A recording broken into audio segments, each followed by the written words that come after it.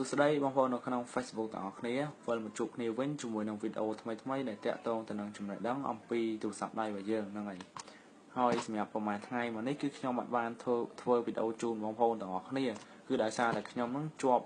រវល់ទៅខេត្តហ្នឹងហើយមួយទៀតក៏បានធ្វើការ reply chat បងប្អូនដែរហ្នឹងហើយសង្ឃឹមថាបងប្អូននឹងយល់បាទព្រោះថាខ្ញុំរវល់នៅខេត្តហ្នឹងហើយឥឡូវហ្នឹងគឺទៅតែមកដល់ផ្ទះមិញហ្នឹងដែរទេបាទប្រហែលមកស្ទុះហើយក៏ឆ្លៀតពេលធ្វើវីដេអូនេះជូនបងប្អូនទាំងអស់គ្នាហ្មងទៅហ្នឹងហើយអញ្ចឹងសម្រាប់វីដេអូថ្ងៃនេះគឺខ្ញុំចង់និយាយអំពីរបៀបនៅក្នុងការ download game FIFA 2017ចេញពី App Store នៅលើទូរស័ព្ទដៃរបស់យើងហ្នឹងហើយអញ្ចឹង game FIFA 2017ហ្នឹងគឺវាទៅតែចេញដែរទេប្រហែលជាមួយខែជាងហើយបាទមួយខែហើយសម្រាប់ game FIFA 2017ហ្នឹងគឺវាចេញមកគឺមានតែនៅលើ Apple ID ប្រទេសកាណាដាតែប៉ុណ្ណោះបាទអញ្ចឹងសម្រាប់ Apple ID ដូចជា Apple ID ប្រទេសកម្ពុជាយើងហ្នឹងគឺវាអត់មានទេ game FIFA 2017ហ្នឹងគឺវានិយាយរួមទៅវាអត់តមកដល់ហ្នឹងហើយអញ្ចឹងឥឡូវខ្ញុំកំពុងតែបង្ហាញហ្នឹងគឺ Apple ID ប្រទេសថៃហើយបាទគឺឃើញអក្សរថៃហ្នឹងហើយគឺ Apple ID ប្រទេសថៃអញ្ចឹងឥឡូវចាំខ្ញុំ search ឲ្យមើលបាទ FIFA 2017បាទចាំដឹងថាវាមានអត់អញ្ចឹងខ្ញុំ search ទៅវាអត់មានទេបាទឃើញថា FIFA 16បាទ FIFA 17វាអត់តន់ចេញមកទេបាទអញ្ចឹងសម្រាប់បងប្អូនណាដែលគាត់ចង់ download វាគឺមានតែយើងនឹងធ្វើការបដូរប្រទេស Apple ID របស់យើងទៅកាន់ប្រទេស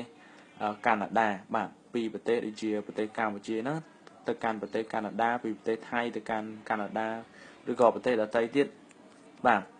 គឺយើងបដូរទៅកាន់ប្រទេសកាណាដាទៅគឺយើងអាច download វាបានហើយបាទអញ្ចឹងរបៀបបដូរគឺគ្រាន់តែបងប្អូនចុចកន្លែងនេះមកបាទ Apple ID ហ្នឹងបន្ទាប់មកបងប្អូនចុចទៅ view Apple ID បាទអញ្ចឹងបងប្អូនសូមចាំតិចសិនបើសិនជាវាឲ្យវាយ password គឺយើង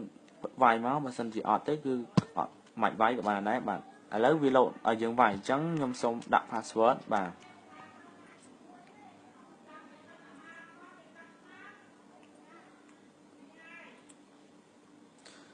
បន្ទាប់មកបងប្អូនចុចពីថា country region បាទហើយចុចពីថា change country បាទហើយបងប្អូន select យកប្រទេសកាណាដាបាទនៅក្រោមកម្ពុជាយើងហ្នឹងបាទនេះកាណាដាបន្ទាប់មកយើងចុច next មក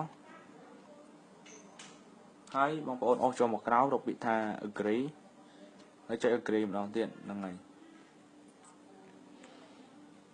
កបាទបន្ទាប់មកកន្លែងនេះបងប្អូន select យកណានមកហើយកន្លែងខាងក្រោមបងប្អូនត្រូវមើលខាងក្រោមហ្នឹងគឺកន្លែងបើសិនជា address នេះគឺបងប្អូនកែទៅបាទកែទៅក៏បានដែរ address ហ្នឹងខ្ញុំដាក់130ទៅបាទហើយកន្លែង town នេះគឺបងប្អូនត្រូវបដូរបាទត្រូវបដូរដែរកន្លែង town ហ្នឹងបាទគឺយើងដាក់ Toronto បាទហើយកន្លែង country នេះវាឲ្យយើង select បាទ select យើង select យកខាងលើគេនេះបាទអ្វីដែលសំខាន់ជាងគេគឺ postcode បាទបន្ទាប់ពី country គឺ postcode ហ្នឹងគឺរួមលេខតំបន់បាទកូដតំបន់វាសម្រាប់កូដតំបន់ហ្នឹងគឺយើងដាក់អក្សរ T បាទនិយាយរួមទៅអក្សរធំទាំងអស់បាទដំបូងហ្នឹងគឺអក្សរ T អញ្ចឹងបងប្អូនគ្រាន់តែវាយតាមខ្ញុំមកបាទអក្សរ T ហើយលេខ5ហើយអក្សរ T ធំទៀតបាទបន្ទាប់មកយើងដក clear បាទសុំទោសដក clear ហើយលេខ4បាទលេខ4ហើយអក្សរ J ហើយបន្ទាប់មកចុងក្រោយគឺលេខ2បាទកន្លែងហ្នឹងសំខាន់បាទគឺកន្លែងហ្នឹងគឺអក្សរ T ធំលេខ5ហើយនិងអក្សរ T ធំទៀតបន្ទាប់មកយើងដក clear ហើយលេខ4អក្សរ J ហើយលេខ2បាទតែប៉ុណ្្នឹងបាទហើយបន្ទាប់ពីយើងបំពេញហើយយើងចូលមកកន្លែង phone នេះគឺយើងដាក់611បាទកន្លែងហ្នឹងហើយកន្លែងនេះមិនដូរទេយើងដាក់ប៉ុណ្ណឹងទៅបាទយើងគ្រាន់បដូរក្បាលលេខរបស់វាបាទអញ្ចឹងបងប្អូនគ្រាន់តែធ្វើការបដូរតាមខ្ញុំចឹងមកបាទបដូរតាមខ្ញុំចឹងមកហ្នឹងហើយ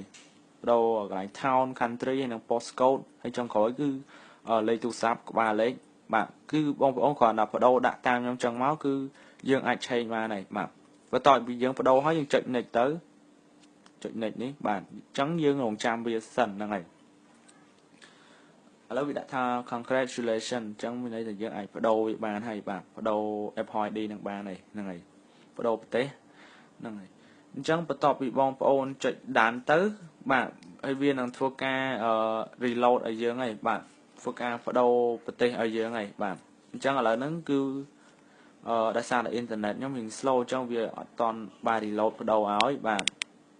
bạn xem bom ôn tại dương chạy đạn hết cứ viên năng thua ca ở đâu ở dưới play ở mày bạn chẳng là sao này nhóm này cứ việc hình internet slow tích trong việc toàn ở đầu áo bạn hay bắt đầu bị dân bắt đầu Apple đi năng hái bong ôn ảnh rộng xoay rộng download bị bàn hái cứ game FIFA đọc một bò lắm bạn bong ôn còn là sợi tới cứ đang tầm miền này bạn sợi tới cái đang tầm miền ấy